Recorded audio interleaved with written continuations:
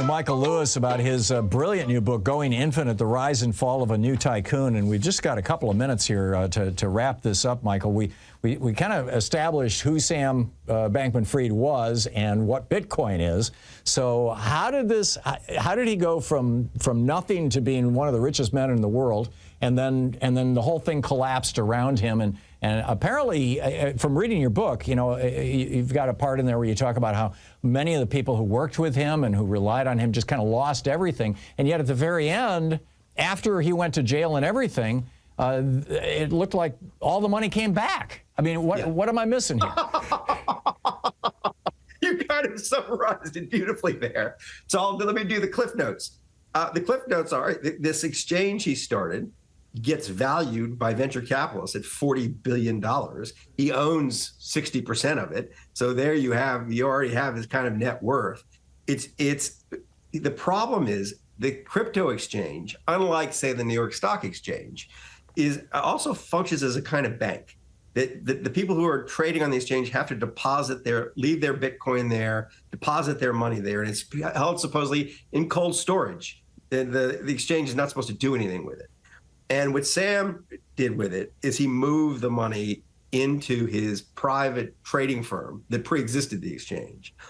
And effectively, starting kind of, I mean, this starts where he starts using the customer money kind of June of 2022.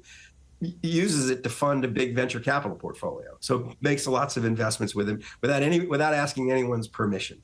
Now, this has obviously the potential to lose everybody's money. And when people discovered that their money wasn't in cold storage, there was a run on the exchange, and he didn't have the cash to repay them. All he had was this pile of investments he'd made.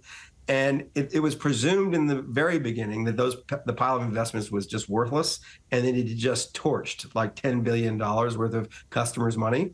Instead, the investments he made have turned out to be worth, at last count, $16 billion. So the bankruptcy is very weird. For a bankruptcy, an awkward position of having more money than they need to repay the depositors who lost their money. They're getting all their money back with interest.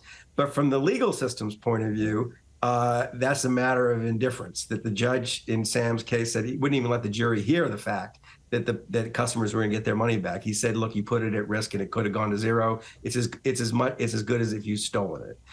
So he was treated as a thief of $10 billion. In fact, the outcome is not that. The outcome is everybody's getting their money back with interest. But he was sentenced to 25 years in jail. Without possibility of parole, if it's a federal crime. No, he can get, I think, 15% of his. He can get it down to about 22 with good behavior. But yes. Yeah, that's pretty amazing. And we've got about a minute left here, Michael. Any chance that he's going to get out before then? I mean, and what jail is he in?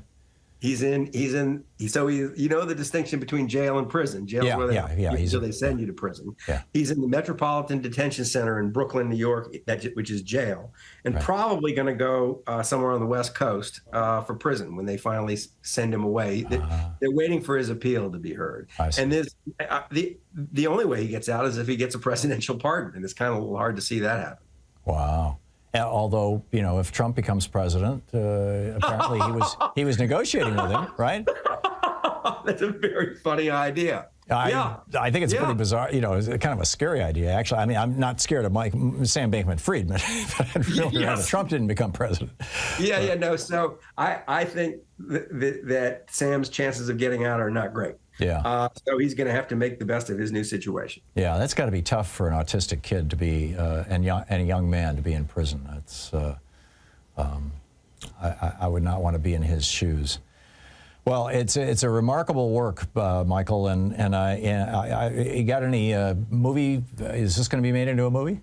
It appears so. Apple bought it, and they've got a really talented, I'm not allowed to say who she is, but an unbelievably talented, distinguished writer and director creating it right now. That is so cool. Michael Lewis, the new book is Going Infinite, The Rise and Fall of a New Tycoon.